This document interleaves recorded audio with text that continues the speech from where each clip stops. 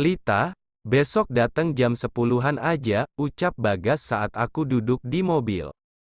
Kenapa emangnya Pak? Tanyaku.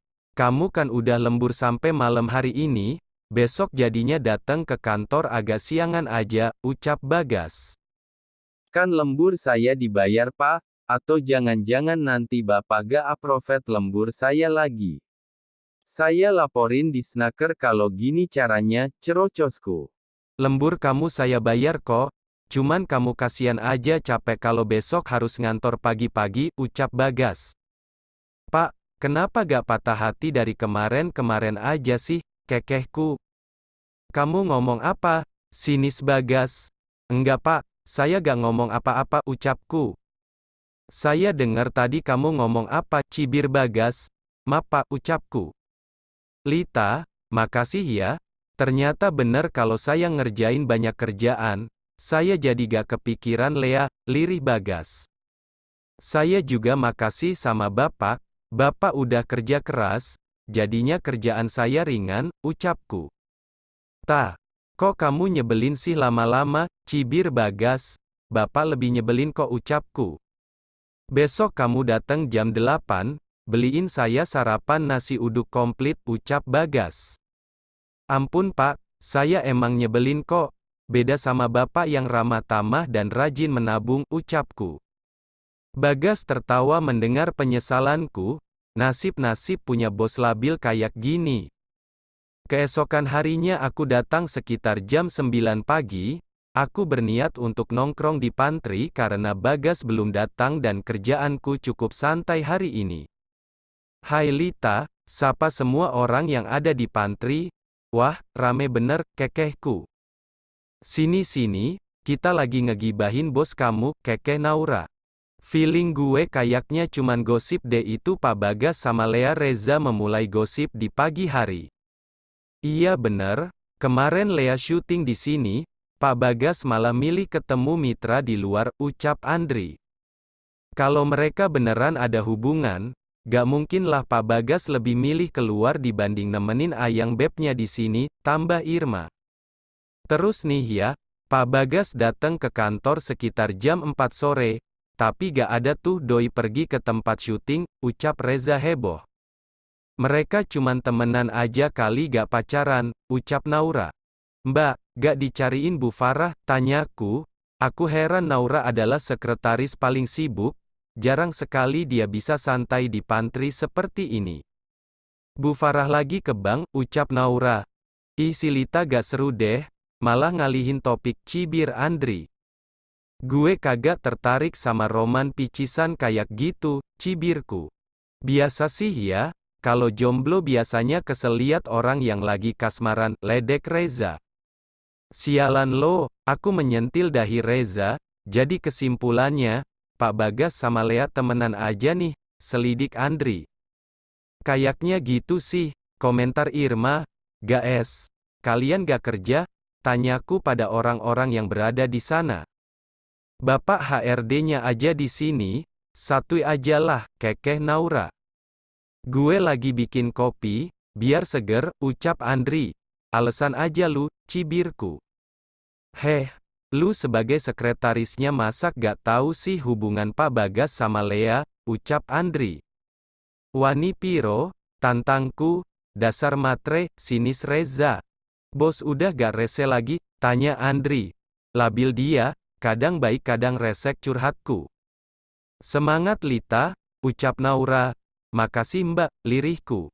Gue mau ngeluarin surat cinta lagi buat si Elsa, kekeh Andri. SP2, tanyaku dan Naura kompak.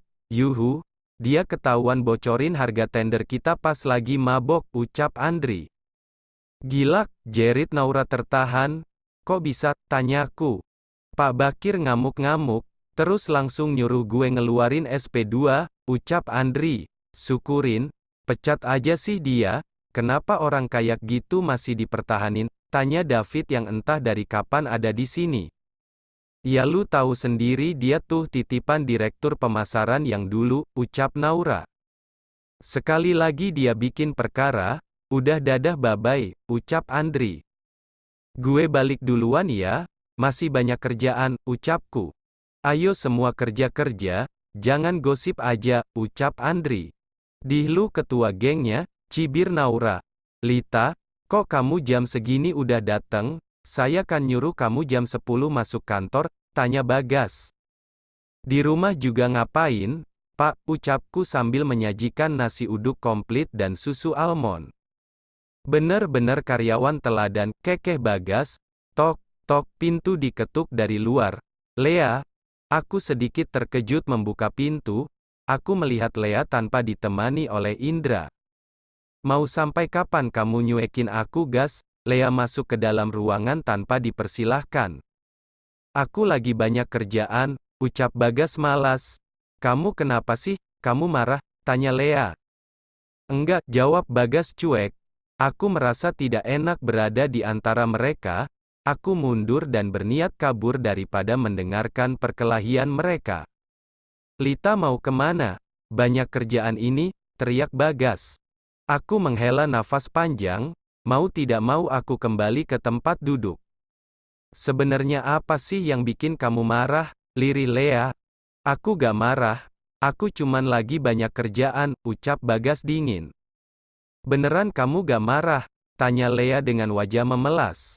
Wajahnya yang cantik terlihat sangat menggemaskan, tipe-tipe wanita yang membuat semua laki-laki ingin melindunginya. Aku jamin laki-laki manapun akan runtuh pertahanannya jika dihadapkan dengan wajah imut Lea saat ini. Iya, aku gak marah. Bagas menghela nafas panjang. Nah kan si Bagas klepek-klepek batinku. Gitu dong. Awas aja kalau kamu gak bales chat sama angkat telepon aku gak suka kamu nyuekin aku, ancam Lea. Iya, ucap Bagas. Janji gak nyuekin Lea lagi? Tanya Lea. Iya janji, lirih Bagas. Bagas itu sahabat Lea yang paling baik. Lea gak mau Bagas marah-marah sama Lea, cicit Lea dengan suara manja. Ini Bagas yang bego atau emang si Lea rubah betina bersertifikat SNI? Batinku. Lea memeluk Bagas sebelum meninggalkan ruangan.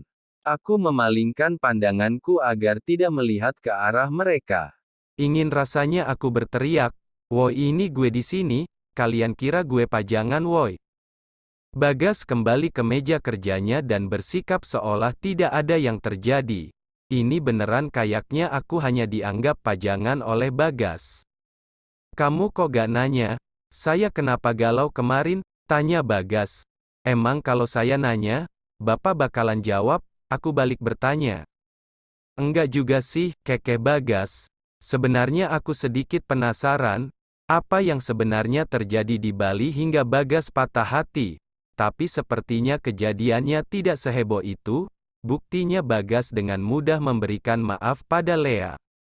Pak, saya izin keluar, mau ketemu klien ucapku. Klien siapa?